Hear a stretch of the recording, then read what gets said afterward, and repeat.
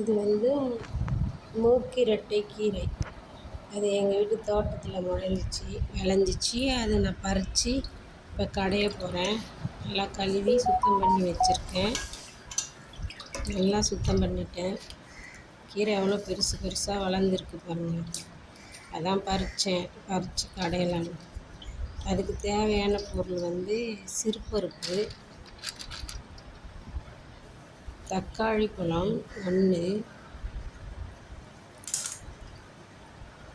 பச்சை மிளகாய், சின்ன வெங்காயம்,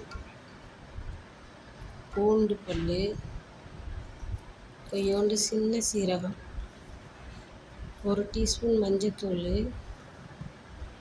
எல்லாத்தையும் போட்டு தண்ணி ஊற்றி மூடி போட்டு ஒரு 3 விசில் விட்டு இறக்கிட வேண்டியதான்.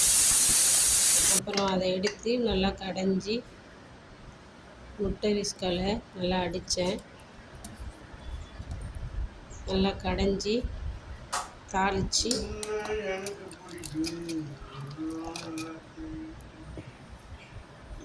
தாளிச்சாச்சு. அவ்வளோதான்.